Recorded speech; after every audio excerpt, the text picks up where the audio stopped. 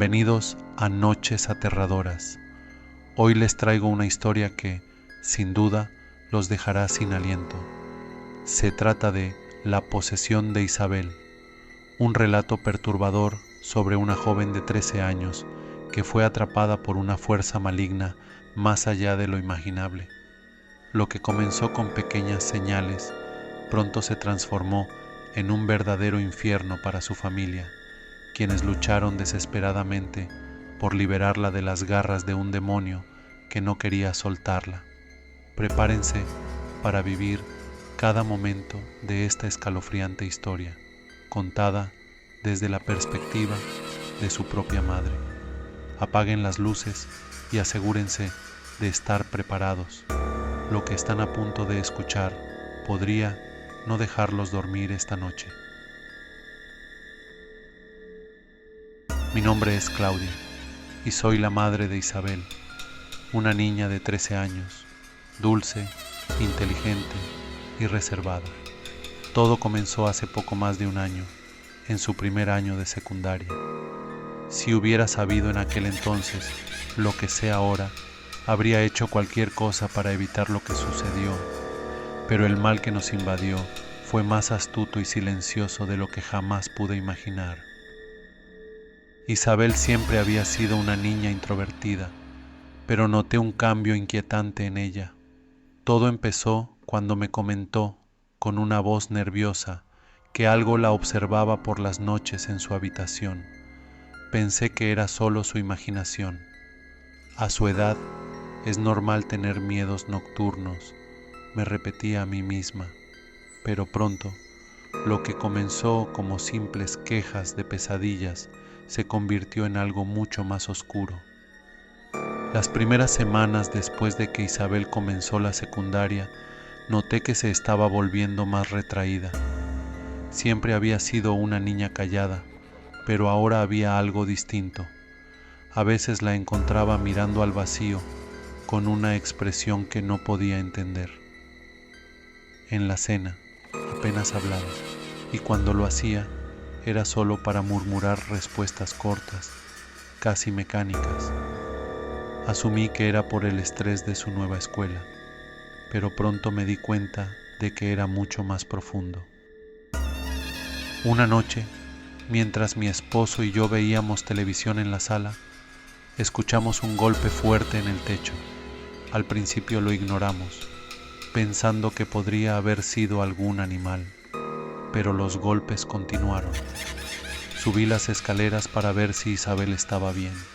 Al abrir la puerta de su habitación, la encontré sentada en la cama, mirando hacia el rincón más oscuro de la habitación. Sus ojos, abiertos de par en par, parecían perdidos. Me acerqué lentamente. «Isabel, ¿estás bien?». Ella no respondió. Al encender la luz, noté que la temperatura de la habitación era anormalmente fría. Algo me inquietaba profundamente, pero me convencí de que eran imaginaciones mías.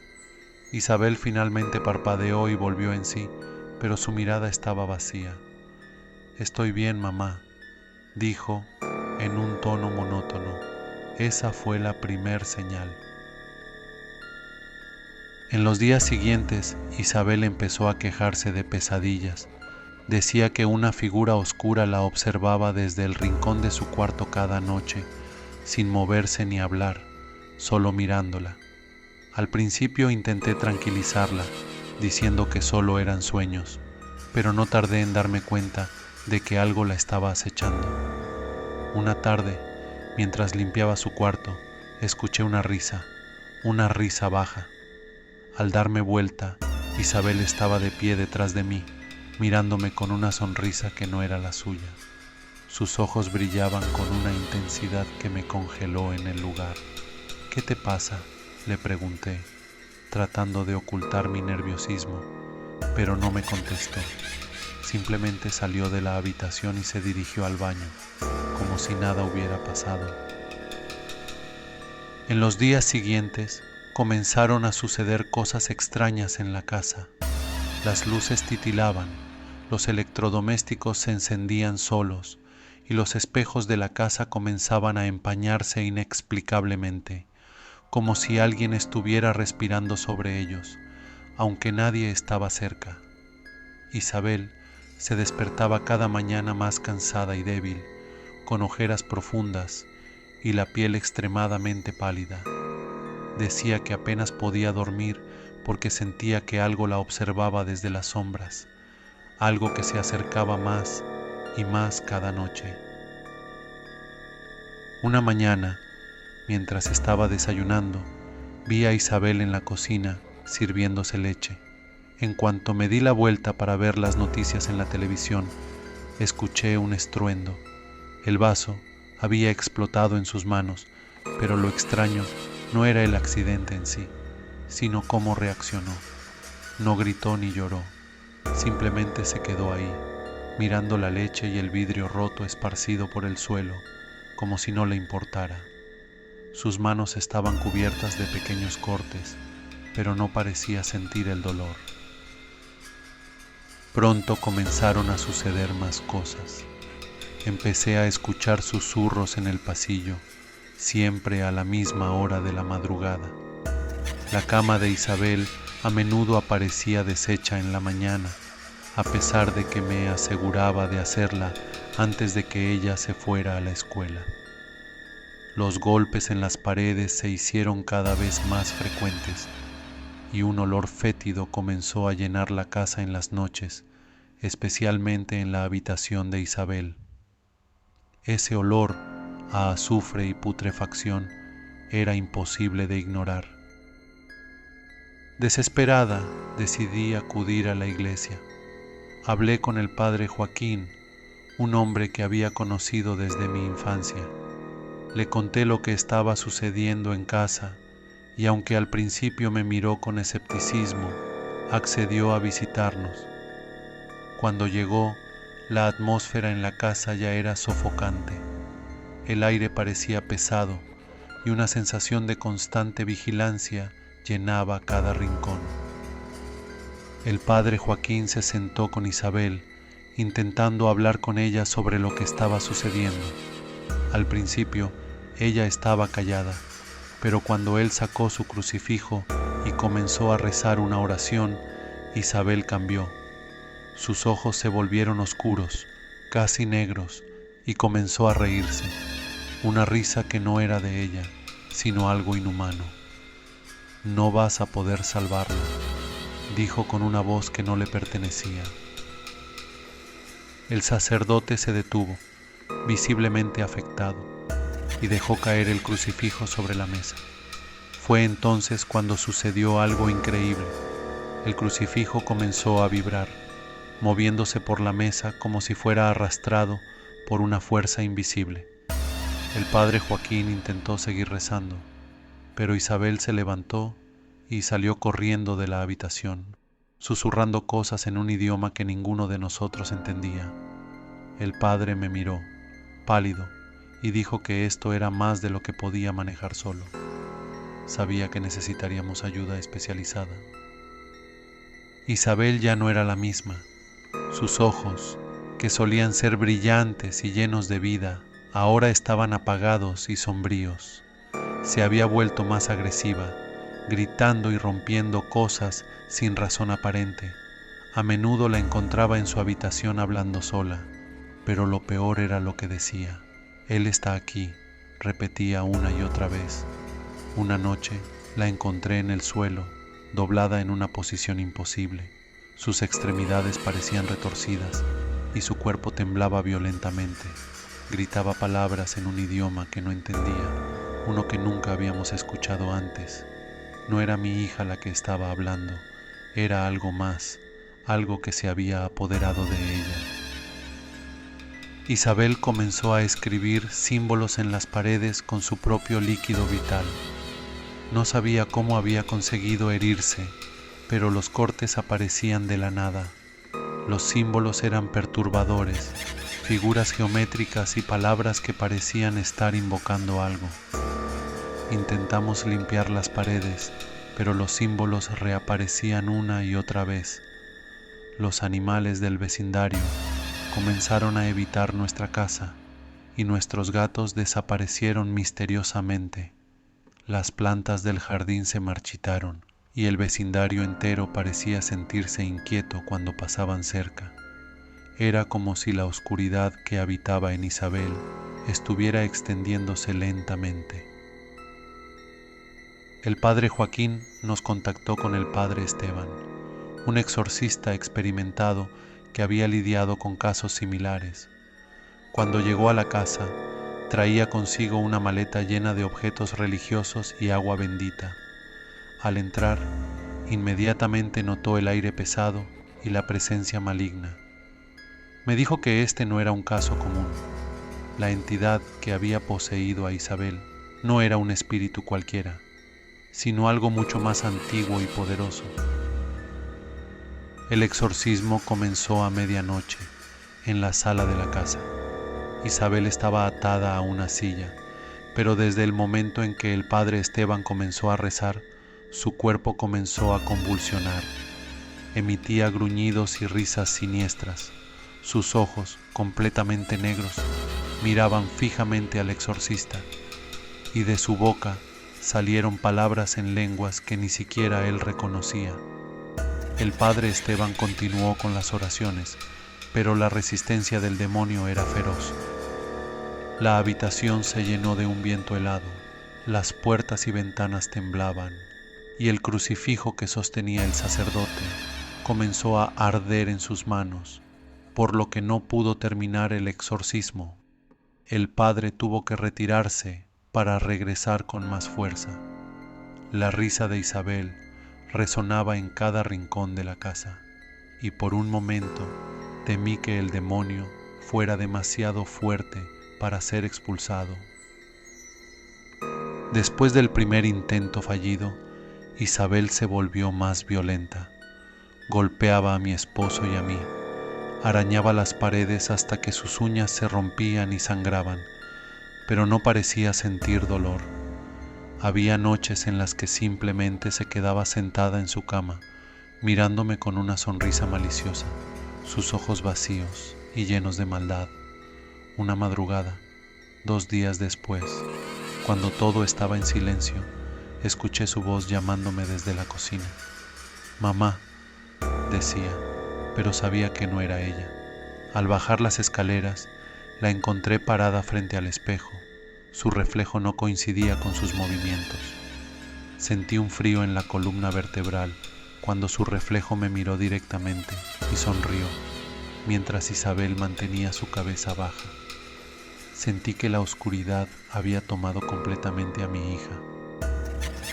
El segundo exorcismo fue mucho más planificado y aterrador. El padre Esteban no estaba solo esta vez. Con él llegaron 2 sacerdotes más, ambos veteranos de exorcismos previos. La presencia de 3 hombres dedicados a la batalla espiritual trajo algo de alivio, pero también una sensación de inminente confrontación, como si estuviéramos a punto de librar una guerra dentro de nuestra propia casa. Yo no podía dejar de pensar en lo que iba a suceder si esta vez no lográbamos expulsar al demonio. ¿Perderíamos a Isabel para siempre? ¿Sería condenada a ser una prisión para esa entidad por el resto de su vida? La sesión comenzó como la anterior, a medianoche. Sentíamos que el mal en la casa se despertaba justo a esa hora. Las ventanas de la sala temblaban y un viento helado se colaba por debajo de las puertas cerradas, aunque no había ninguna corriente de aire afuera.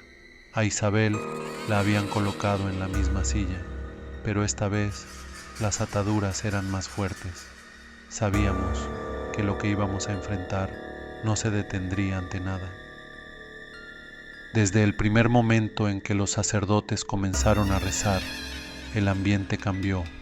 La habitación se llenó de un olor nauseabundo a azufre y las luces comenzaron a parpadear. Isabel, que había estado en un estado casi catatónico hasta ese momento, de repente levantó la cabeza y sus ojos se volvieron negros, tan negros como el abismo. La voz que salió de su boca no era humana, era profunda, gutural, como si 1000 almas condenadas estuvieran hablando al mismo tiempo. «No la pueden salvar», gritó la voz, y el aire en la habitación se hizo más denso, casi imposible de respirar. El padre Esteban, con voz firme, comenzó a recitar las oraciones en latín, mientras los otros sacerdotes sostenían crucifijos y rociaban agua bendita. Cada vez que las gotas de agua tocaban la piel de Isabel, su cuerpo se retorcía violentamente, como si estuviera siendo quemada. Sin embargo, a pesar del dolor visible en su rostro, algo mucho más siniestro comenzó a suceder. Su cuerpo, rígido en la silla, empezó a levantarse del suelo lentamente, como si fuera tirado por una fuerza invisible. «Deténganse», gritó la entidad con una furia descomunal. «Ella es mía desde antes de su nacimiento. No tienen poder aquí». El cuerpo de Isabel continuó levitando hasta estar completamente flotando a más de 1 metro del suelo. Los sacerdotes redoblaron sus esfuerzos, recitando oraciones más fuertes, pero el demonio seguía resistiéndose con todas sus fuerzas. El rostro de Isabel se deformaba en muecas horribles, sus ojos se hundían en la oscuridad y de su boca salían palabras incomprensibles en lenguas antiguas que parecían maldiciones. La temperatura en la sala descendió drásticamente. Mis dientes castañeaban del frío, pero no era el tipo de frío común. Era un frío sobrenatural, un frío que parecía absorber toda la vida de la habitación. Los muebles comenzaron a moverse por sí solos. La mesa del comedor se volcó, las sillas se deslizaron bruscamente por el suelo y las paredes se sacudieron como si estuvieran a punto de colapsar. Mi esposo y yo, impotentes, observábamos desde una esquina, abrazados y rezando para que los sacerdotes pudieran salvar a nuestra hija. En un momento, Isabel dejó de levitar y cayó violentamente al suelo. Sus ataduras se rompieron y su cuerpo comenzó a retorcerse de manera antinatural. Su columna vertebral se arqueaba y sus extremidades se movían en ángulos imposibles. La voz del demonio resonaba cada vez más fuerte. «Esta niña no es nada, es solo un recipiente para mí, no tienen poder sobre mí». El padre Esteban, sudando y claramente agotado, sacó un relicario de plata que contenía una pequeña porción de lo que dijo era una reliquia sagrada. Lo sostuvo sobre la frente de Isabel mientras los otros 2 sacerdotes pronunciaban las palabras finales del exorcismo. En ese momento, el grito de la entidad fue ensordecedor. Sentí como si el sonido estuviera desgarrando el aire a nuestro alrededor. Isabel comenzó a convulsionar violentamente, su cuerpo siendo sacudido por una fuerza inimaginable. Era como si algo estuviera siendo arrancado de su interior, algo oscuro. La temperatura en la habitación subió abruptamente y un hedor insoportable a azufre llenó el aire. De repente, el cuerpo de Isabel se tensó una última vez, antes de colapsar por completo, su rostro cubierto de lágrimas y sudor. El grito final de la entidad resonó en cada rincón de la casa, antes de desaparecer en el silencio más absoluto. Los sacerdotes dejaron de rezar, exhaustos pero triunfantes.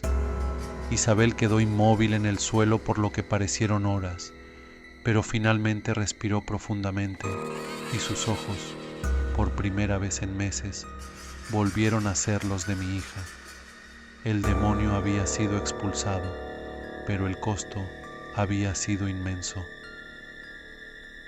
La liberación de Isabel no fue el final del terror, sino el comienzo de una larga recuperación emocional y psicológica.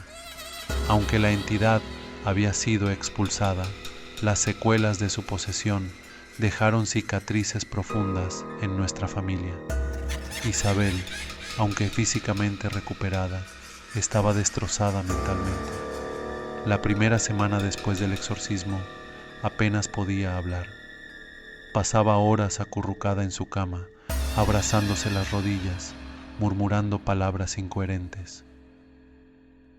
Comenzó a tener pesadillas recurrentes. Cada noche gritaba y se retorcía en su sueño, diciendo que la figura oscura seguía acechándola desde los rincones. Decía que, aunque ya no estaba dentro de ella, podía sentirlo observándola desde las sombras, esperando un momento de debilidad para regresar. No podíamos dejarla sola ni un minuto. Mi esposo y yo nos turnábamos para vigilarla durante la noche. A veces, cuando entraba a su habitación a mitad de la madrugada, la encontraba de pie frente a la ventana, mirando fijamente a la oscuridad exterior, como si esperara ver algo que nosotros no podíamos. A pesar que los sacerdotes habían asegurado que el demonio había sido expulsado, Isabel comenzó a exhibir comportamientos extraños nuevamente. Se aislaba cada vez más, negándose a hablar sobre lo que había vivido. La comida no le sabía y poco a poco fue perdiendo peso. Algunas noches, los ruidos en la casa regresaban, golpes en las paredes, susurros en los pasillos, y el mismo olor a azufre volvía a llenar la casa. Era como si la energía maligna aún rondara, como una sombra que se negaba a desaparecer del todo. Un día, mientras limpiaba su cuarto, encontré debajo de su cama un pequeño muñeco hecho de ramas y cabello humano. Me quedé helada. ¿Cómo había llegado eso allí? Isabel no era de hacer cosas así. Cuando le pregunté al respecto, negó haberlo visto antes, pero su mirada evitó la mía. Fue entonces cuando me di cuenta de que la influencia del demonio, aunque ya no estuviera dentro de ella, no había desaparecido del todo. Algo de esa oscuridad seguía atada a su alma. Los médicos y psicólogos no tenían respuestas. Dijeron que Isabel sufría de un trauma profundo, algo que requeriría años de terapia. Pero yo sabía que había algo más. Esa cosa la había marcado de una forma que los profesionales de la salud no podían entender. Durante los meses siguientes, mi esposo y yo intentamos reconstruir nuestra vida, pero nada volvió a ser como antes. La relación con Isabel se había vuelto distante. A veces, cuando le hablaba, sentía que no era completamente ella la que respondía. Había momentos en los que sus ojos volvían a nublarse y sus respuestas eran cortantes, como si otra entidad estuviera al acecho, esperando el momento adecuado para volver a tomar el control. Algunas noches, Isabel decía que veía la figura en la esquina de su habitación nuevamente, observándola desde las sombras. Pero esta vez no era solo un sueño. Decía que la veía moverse, acercándose lentamente a ella. Nos mudamos de casa, creyendo que quizás un nuevo ambiente la ayudaría a sanar, pero la oscuridad parecía seguirla. A veces la encontrábamos dibujando los mismos símbolos que había grabado en las paredes durante su posesión, y cuando le preguntábamos por qué lo hacía, decía que no se acordaba. Con el tiempo, las visitas al sacerdote se hicieron más frecuentes, no para realizar exorcismos, sino para bendecir a Isabel y mantenerla protegida. Aunque el demonio había sido expulsado, la sensación de su presencia nunca desapareció por completo.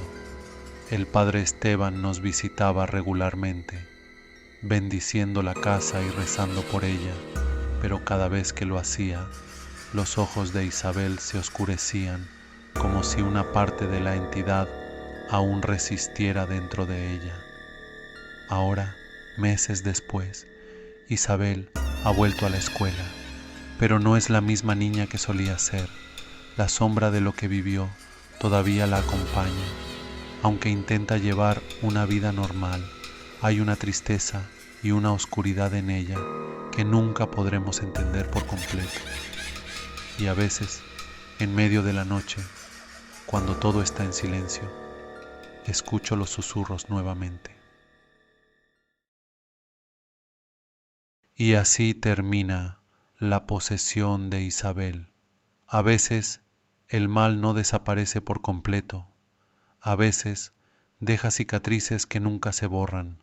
Si te ha gustado esta historia y quieres escuchar más relatos aterradores como este, no olvides suscribirte a Noches Aterradoras y activar las notificaciones para que no te pierdas ninguno de nuestros próximos episodios. Déjame tu comentario aquí abajo. ¿Crees que Isabel realmente está libre? Y recuerda, lo paranormal puede estar más cerca de lo que piensas. Buenas noches, si es que puedes dormir.